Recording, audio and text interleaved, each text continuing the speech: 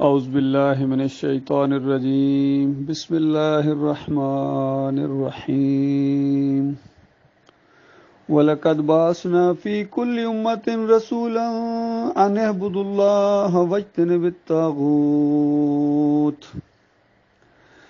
دیکھیے، ایک آیت کے اندر اللہ تعالیٰ نے تمام انبیاء کی بعثت کا مقصد بتا دیا کہ ہر امت کے اندر، جس علاقے میں، جس دور کے اندر اللہ تعالیٰ نے کوئی رسول بھیجا، اس نے یہی بات کہی کہ ان اعبدوا اللہ واجتنبوا الطاغوت، اللہ کی بندگی کرو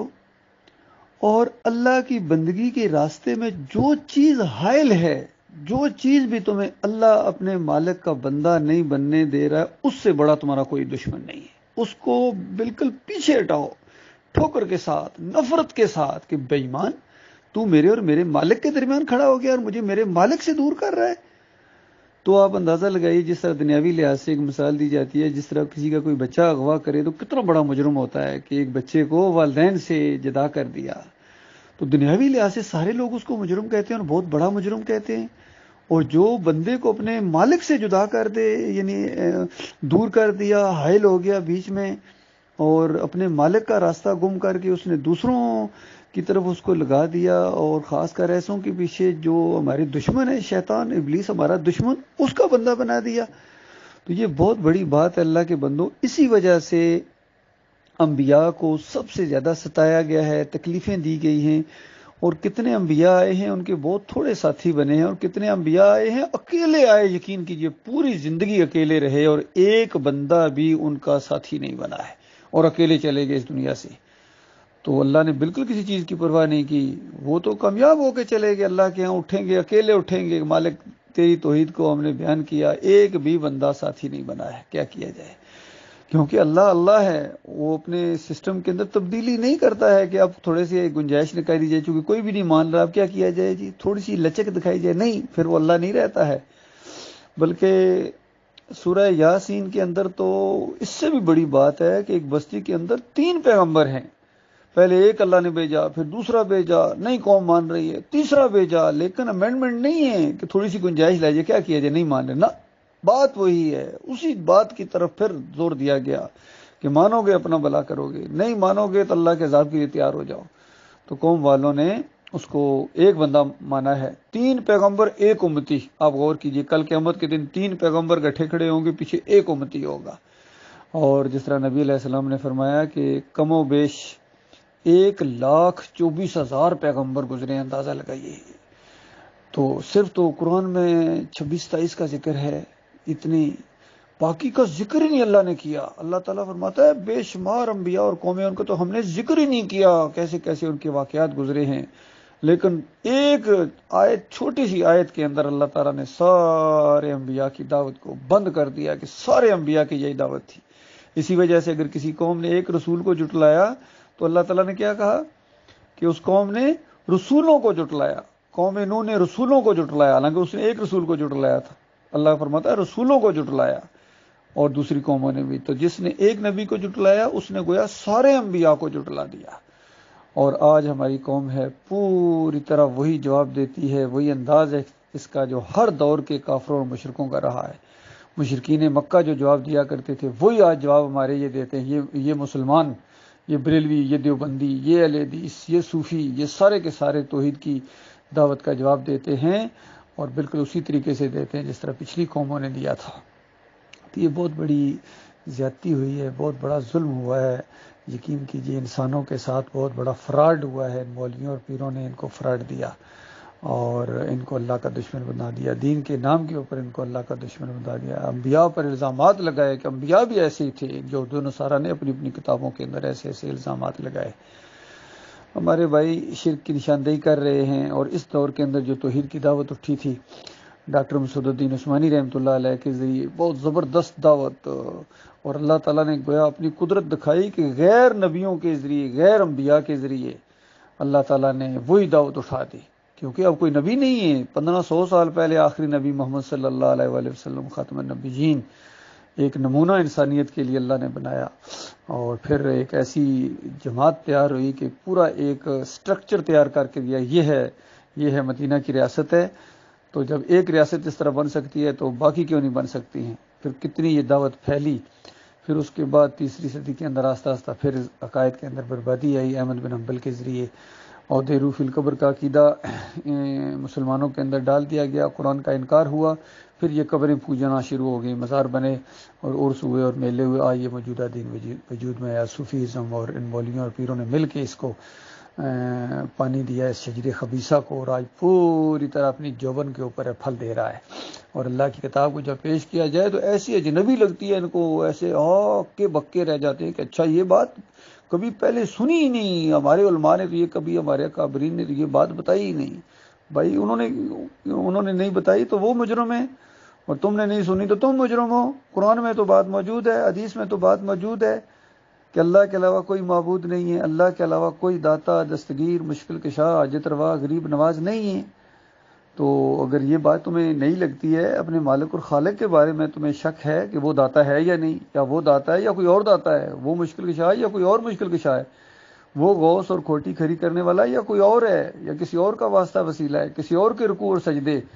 اگر تم ثابت کرو گے تو پھر اس کے بعد اللہ کے مجرم کیسے نہیں بنو گے؟ پچھلی قوموں کو اسی وجہ سے تو اللہ نے مارا ہے۔ تو اس مومنوں کی جماعت کے اندر بھی محمد حنیف نے شرک کے انجیکشن دیے، اس ناخلف جانشین نے کچھ عرصہ تو صحیح چلا، اس کے بعد 2017 کے اندر آ کے ایسے انجیکشن دیے اور کہنے لگے میں اس بڑھاپے کے اندر آ کے کیوں شرک کروں گا؟ غور کیجئے، تو بڑھاپے میں اشرف علی تھانوی نے بڑھاپے میں شرک کیا تھا، شاہ ولی اللہ اور شاہ عبد الرحیم میں کیا بچپن میں کیے تھے؟ ظاہری بات ہے آخر عمر میں آ کے۔ تو اس لحاظ سے محمد حنیف کے اوپر یہ 5 مسالیں جو فٹ آ رہی ہیں نا، کاش یہ اس کی طرف توجہ کریں، اور کچھ ہمارے بھائی جہاں تک یہ آواز پہنچے ان تک یہ پہنچاؤ پیغام کہ یہ 5 باتیں آپ کے اوپر فٹ آ رہی ہیں قرآن کی۔ 3 مسالیں تو ہمارے بھائیوں نے دی ہیں اور دیتے رہتے ہیں، کہ ایک مثال جو قرآن میں اللہ تعالیٰ نے دی کہ اس بوڑھی کی طرح نہ ہو جانا، اس بڑھیا کی طرح نہ ہو جانا جس نے بڑی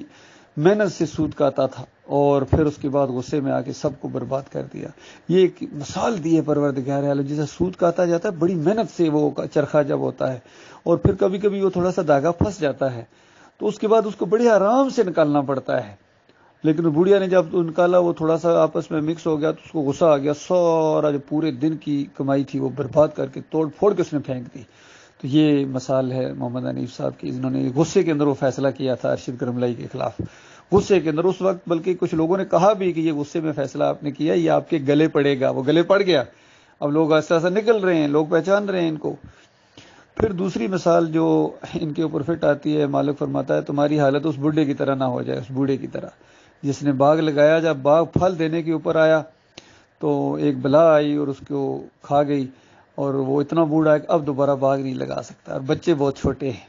یہ وہ آیت تھی جس کو عمر بن خطاب نے ایک دفعہ رات کو پڑھا اور صبح اٹھ کے کہنے لگے کہ قرآن کی ایک آیت ہے، پوری رات اس نے مجھے سونے نہیں دیا ہے۔ تو صحابہ جو دوسرے ساتھی تھے انہوں نے کہا امیر المومنین وہ کون سی آیت ہے جو اتنی زیادہ آپ کو جس نے پریشان کیا کرے رکھا رات کو؟ تو انہوں نے یہی آیت پڑھی کہ یہ مثال دیکھو اللہ تعالیٰ نے کس انداز سے دی ہے۔ تو لوگوں نے پوچھا کہ اس سے آپ پھر کیا مراد لیتے ہیں؟ انہوں نے کہا عمل، یہ عمل کی دنیا ہے، یہاں عمل لے کے جاؤ گے تو وہاں آپ کو کام آئے گا، اور اگر یہاں سے عمل ایک دفعہ نہ لے یا کوئی آپ کو ایسا عمل کیا کہ وہ عمل برباد ہو گئے تو اس کے بعد دوبارہ موقع نہیں ملے گا بھائی۔ تو اس دنیا میں جب چلے گئے تو آج دنیا میں ہو، آج توبہ استغفار کرو، معافیاں مانگو اپنے مالک اور خالق سے، اپنا انتظام کر لو۔ تو یہ مثال بھی محمد حنیف کے اوپر پوری طرح فٹ آ رہی ہے، بڑھاپے میں آ کے انہوں نے اپنے عمل کو برباد کیا ہے۔ اگر ابھی بھی خیر موقع ہے، سانس آ جا رہی ہے، اگر توبہ کریں مالک معاف کرنے کے اوپر تیار ہے اور معاف کر دیتا مالک، پہلے سے زیادہ معزز کر دیتا ہے، یقین کیجئے پہلے سے زیادہ۔ چند لمحوں کا معاملہ ہوتا تو ہے ذرا تکلیف ہوتی ہے، لیکن مالک پہلے سے زیادہ معزز کرتا ہے۔ لیکن یہ توبہ کرنا کوئی آسان کام نہیں ہے، نفس کے اوپر بڑا گراں گزرتا ہے۔ اور پھر ایک مثال ان کے اوپر فٹ آ رہی ہے، وہ جو حدیث کے اندر آئی ہے کہ ایک آدمی ہے وہ پوری زندگی جہنمیوں والے عمل کرتا ہے اور آخر میں آ کے ایسے عمل کرتا ہے جو جنتیوں والے کرتے ہیں، تقدیر کا لکھا غالب آتا ہے اور وہ جنت میں چلا جاتا ہے۔ اسی طرح کچھ لوگ ہوتے ہیں جنتیوں والے عمل کرتا ہے لیکن آخر میں آ کے ایسا کوئی عمل کرتا ہے کہ تقدیر کا لکھا غالب آتا ہے، پھر وہ جہنم میں چلا جاتا ہے۔ تو یہ بات بھی پوری طرح محمد حنیف کے اوپر فٹ آ رہی ہے۔ یقین کیجیے ایسے ان کا انداز تھا، اتنے شریف، اتنے معصوم چہرہ، تہجد گزار، روزے، یہ وہ سارے، ایسے لگتا تھا بالکل ایک پرفیکٹ انسان ہے، اور عقیدہ بھی بالکل صحیح تھا۔ لیکن آہستہ آہستہ ایسی ان کے اندر خرابی ہے، پہلے نظریات کے اندر کمزوریاں ہیں، بھائیوں نے نشاندہی کی، توبہ بھی کی، انہوں نے اسٹیج کے اوپر توبہ کی کہ بھائیو اگر میری یہ باتیں مان لی جاتی تو جماعت کی بنیادیں اکھڑ جاتی ہیں، جماعت کی بنیاد کے اوپر چوٹ پڑتی ہے، اللہ مجھے معاف کرے۔ اور اس طریقے سے ہم نے کہا ٹھیک ہے، دوبارہ اب پکے رہیں گے، اور ان کی عمارت کو قائم رکھا۔ تو اس کے بعد پھر ان کے اوپر شیطان کا وار ایسا ہو، یہ سجدہ تعظیمی کا شرک لے کے پھر لوگوں نے نشاندہی کی۔ کیا کہہ رہے ہیں آپ؟ جس جماعت کے امیر ہیں ان کے جو ڈاکٹر مسعود الدین عثمانی تو تشریح کر کے گئے ہیں، پوری طرح مومنانہ تفسیر بیان کر گئے، مولویوں سے جھگڑے کرتے رہتے تھے اس معاملے کے اوپر۔ یہ نہیں کہ کوئی ایسی بات ہے جو آج پہلی دفعہ آپ کے سامنے آئی ہے۔ تو اتنا بڑا جھوٹ انہوں نے بولا، کہتے ہیں ڈاکٹر صاحب کی تقریریں ہی نہیں ہیں، ڈاکٹر صاحب کی یہ بیان ہی نہیں ہے، یہ آواز ہی نہیں ہے ان کی، کسی اور نے بنا دیا انداز ہے۔ یہ بالکل اسی طرح کا انداز ہے جب مسلک پرستوں کو کہا جاتا تھا یہ تمہارے کابرین کی کتابیں تو کفر و شرک سے بھری ہوئی ہیں، تو وہ کہتے تھے یہ ان کی کتابیں ہی نہیں ہیں، یہ کسی اور نے ملا دیا ہوگا۔ تو بالکل وہی انداز، ذرا مختلف الفاظ سے محمد حنیف صاحب اسی لائن پر آ گئے ہیں۔ تو یہ ان کے اوپر بات پوری طرح فٹ آتی ہے۔ پھر سورہ الاعراف کے اندر اللہ تعالیٰ نے ایسے لوگوں کا ذکر کیا، علماء کا ذکر کیا جن کو اللہ نے اپنی آیات کا علم دیا، لیکن وہ دنیا کی طرف جھک گئے، دنیا کی طرف جھکے ہیں۔ تو ان کی مثال مالک فرماتا ہے کتے کی ہے، اور یہ رال لٹکاتے ہیں، ان کو دتکارو تو رال لٹکائیں ٹپکائیں، اور نہ بھی کرو تب بھی ایک ہی ان کا موقع، کوئی ان کے اوپر اثر نہیں ہوتا ہے۔ تو یہ مثال بھی ان کی دنیا کی طرف جھک گئے محمد حنیف، اور یہ قاری خلیل الرحمان اور منور سلطان اور رفعت نواب اور زرار بٹ، یہ سارے عتیق الرحمان اور چودھری اشرف، یہ عبد الجبار اور اظہر، اور یہ سارے موٹے موٹے جتنے کارندے ہیں، اور یہ مولویوں کو بٹھا دیا انہوں نے مرکز کے اندر، ایک مولوی کو مدرسے کا فارغ التحصیل، یہ فارغ التحصیل نہیں، فارغ الایمان ہوتے ہیں، چاہے جامع ازہر کا ہو چاہے مدینہ یونیورسٹی کا ہو، انہوں نے دین کو یہی، وہ جو کسی نے کہا کہ یہی شیخ حرام ہے چرا کے بیچ کھاتا ہے، گلیم ابوذر دل کے ویسو چادر زہرا، اور یہ کسی نے کہا کہ گلا تو گھونٹ دیا اہل مدرسہ نے تیرا، کہاں سے آئے صدا لا الہ الا اللہ۔ تین بولیاں اور پیروں نے تو گلا گھونٹا ہوا اس کو ایمان خالص کا، اب کہاں سے صدا آئے گی لا الہ الا اللہ کی؟ تو انہوں نے مولویوں کو آگے کر دیا اور مجاہدوں کو پیچھے کر دیا۔ یہ معاملہ ہوا ہے محمد حنیف کا۔ اور پھر پانچویں مثال ان کے اوپر سورہ جمعہ کی، بالغ فرماتا ہے جو دنیا کی طرف عالم دین جھکتا ہے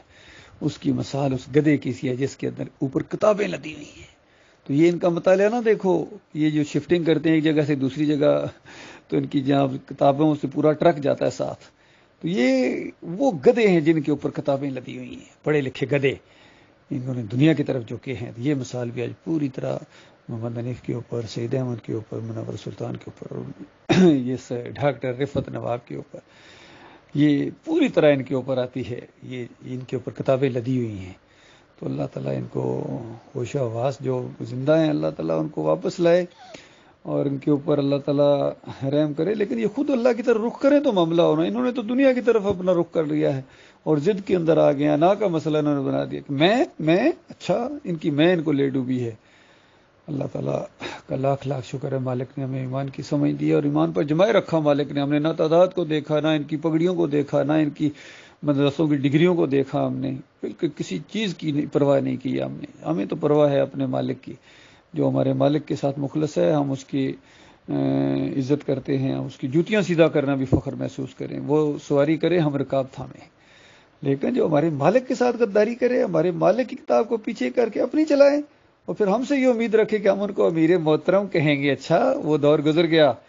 جب تک ایمان کے اوپر تھے امیر محترم ہم کہتے رہے، لیکن جب ایمان کے ساتھ غدر کیا انہوں نے، اللہ کی کتاب کو پیچھے کر کے اپنے آپ کو آگے کرے۔ جماعت اس لیے بنائی تھی کہ امیر کو اور جماعت کو اور مرکزی شورا کو اللہ کے مقابلے میں کھڑا کر دیا جائے گا؟ ہرگز نہیں میرے بھائی، جماعت تو بنی ایمان خالص کے اوپر تھی، اسی کے اوپر ہم قائم ہیں الحمدللہ۔ ایک لمحے کے لیے بھی ہمارے اندر کوئی خرابی یا کمزوری نہیں ہے، ہم پیچھے نہیں ہٹے الحمدللہ۔ صحیح اصل اگر ڈاکٹر عثمانی کے ساتھی ہیں تو وہ ہم لوگ ہیں، اور ہم اس جماعت کے اوپر قائم ہیں، جماعت اپنی اصل حالت میں قائم ہے، تعداد کم ہو گئی یہ اور بات ہے، لہذا جو بھی اکھڑے ہیں ان سب سے یہی کہنا ہے کہ واپس آؤ میرے پیارے بھائیوں. پلیٹ فارم موجود ہے، توحید کی دعوت اسی طریقے سے دی جا رہی ہے، بلکہ پہلے سے زیادہ شدت کے ساتھ دی جا رہی ہے. الحمدللہ. اللہ تعالیٰ اس کو قبول فرمائے اور ہمیں قائم رکھے، ہماری رہنمائی فرمائے مالک.